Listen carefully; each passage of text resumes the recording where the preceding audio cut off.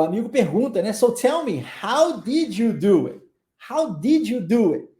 Né? Como foi que você fez? Né? Então, fala para mim, como foi que você fez? Agora a gente vai entrar em detalhes específicos, tá? Para você alcançar a sua fluência. Pontos cruciais. Vamos primeiro pronunciar essa pergunta. So tell me, how did you do it? Mais uma vez, nós vamos omitir esse último T. How did you do it? Ok? So tell me, how did you do it? Very nice. Olhos fechados. So tell me, how did you do it?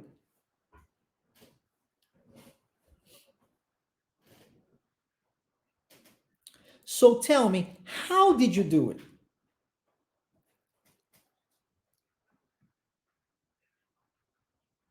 Muito bom. Muito bom. É isso aí. How did you do it? Qual é o primeiro ponto? You gotta listen. Primeiro passo, você tem que ouvir. Ouvir. You gotta listen. Assim como você fez no português. Lembra quando você era bebê e o seu pai, ou a sua mãe, ou o seu responsável, ficava lá na frente do bercinho falando com você? Papai, papai, fala papai, fala papai, fala papai. E aí, um belo dia, você falou papá. Todo mundo te parabenizou, né? Te jogou para o alto, te deu um monte de o que na psicologia nós chamamos de estímulo, né? Positivo, um reforço positivo muito grande. E aí você entendeu que fez alguma coisa certa, né? Ficou feliz, teve uma descarga de prazer. Você falou: opa, esse negócio é bom. E aí, com o passar do tempo, os seus pais, os seus responsáveis pararam de te dar esse estímulo, né? Porque você falava papá, afinal de contas, a palavra certa é papai. Então, ficavam reforçando isso com você. Papai. Não, ó, papai. E aí um dia saiu papai e todo mundo, e de novo você recebeu todo esse reforço positivo. Até que chegou o dia que você entendeu que papai era demais, poderia ser só pai e já estava bom o suficiente. Isso é uma construção linguística. E isso deve acontecer no segundo idioma igualmente. A diferença é que nós não precisamos de 2 anos da nossa vida, como nós precisamos lá quando éramos bebês, né, para aprender as nossas primeiras palavras, ok? A gente agora está num processo muito mais acelerado, porque a gente já tem toda uma bagagem no nosso cérebro, de experiência vivida por nós. E nesse sentido, se você é mais velho, ou melhor dizendo, se você tem mais experiência, não necessariamente se você tem mais idade, mas se você tem mais experiência, isso acaba sendo mais benéfico para você. Não seguindo os métodos tradicionais de ensino, ok? Mas seguindo a metodologia Wave, você vai aprender isso quando eu explicar sobre os 3 pilares da metodologia. Você tem, na verdade, uma facilidade maior de falar inglês fluente quando você tem mais experiência de vida estudando conosco na Wave Imersão Linguística. É diferente, eu sei, é diferente. Mas é tudo ciência. Todo e qualquer conteúdo que eu trouxer para você teve muito estudo, muita leitura, muito investimento em curso, teste que eu fiz, inclusive laboratorial, para chegar na metodologia que hoje nós aplicamos na Wave. Então eu sei o que eu estou fazendo, não estou tirando de trás da orelha, estou no mercado há 23 anos, eu sei exato. O Fabiano não me deixa mentir, né? Estudou comigo há 20 anos atrás, então eu sei o que eu estou fazendo, tá? Não é da cartola do mágico que está saindo as coisas aqui, não. Então, se eu digo para você que o primeiro passo é escutar, acredite, eu sei o que eu estou falando, tá bom? Então, o primeiro passo, listen. First, you gotta listen. Agora, a palavra gotta também é extremamente informal. Se eu fosse dizer isso num inglês mais culto, eu diria, first, you have got to listen. Diferente, tá vendo? Sem abreviações.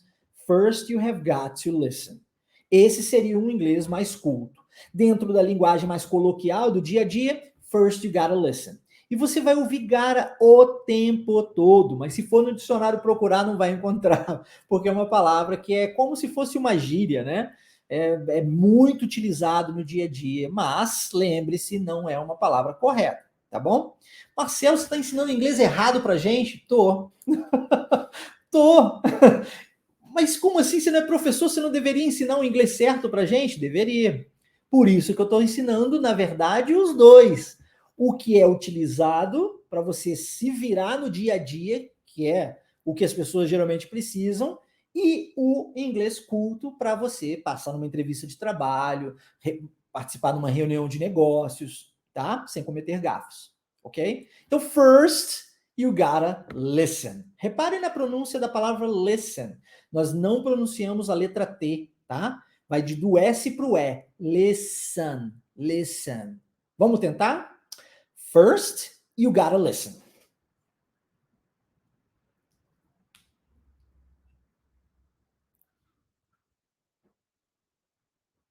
First, you gotta listen.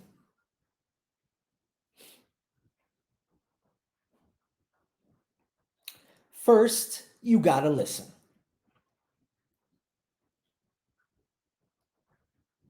Muito bom, muito bom.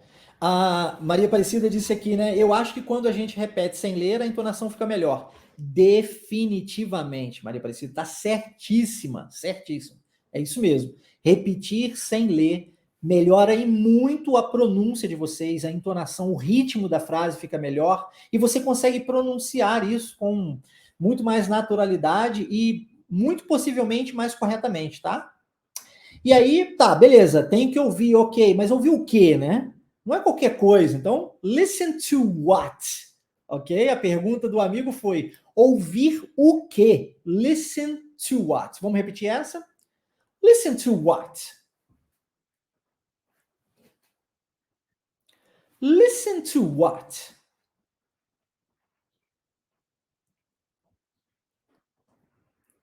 Listen to what?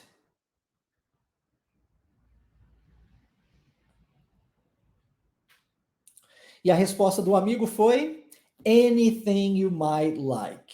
Qualquer coisa que você goste. Eu vou lhe dar um exemplo de vida real que aconteceu na minha própria vida, dentro da minha história. Eu, quando cheguei aos Estados Unidos, morei na cidade de Nova York. Logo, foi a primeira cidade que eu residi, foi New York City.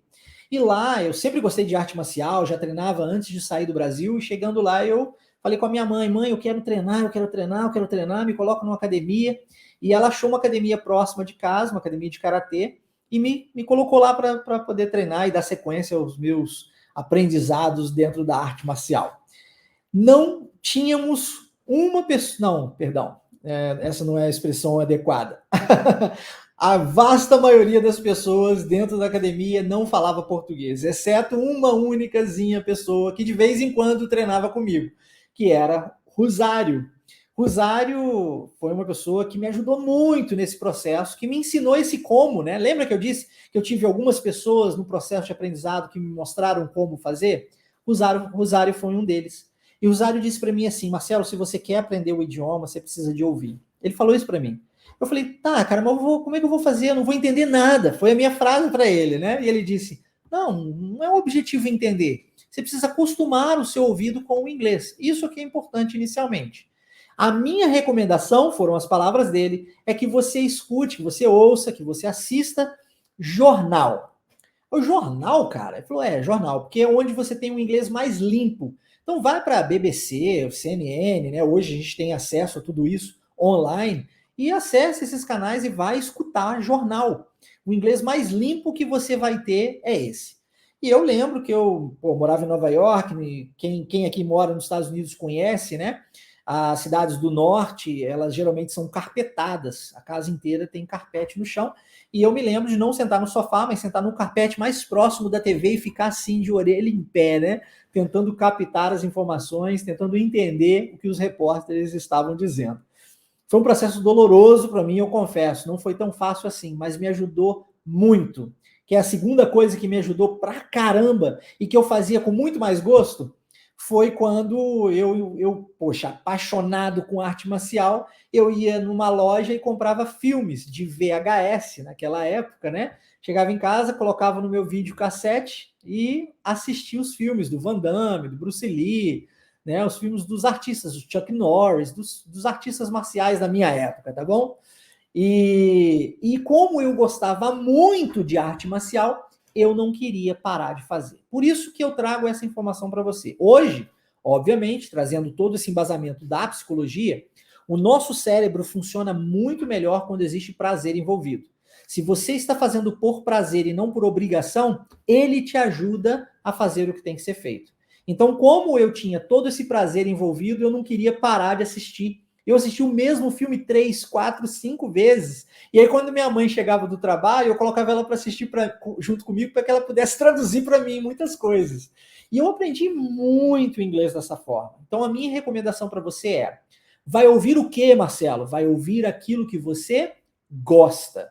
Qualquer coisa que você gosta. Escolha um assunto que você curte, tá? E se debruce nele. Vai ouvir um assunto que você gosta. Anything you might like. Vamos tentar essa frase? Feche os olhos. Anything you might like.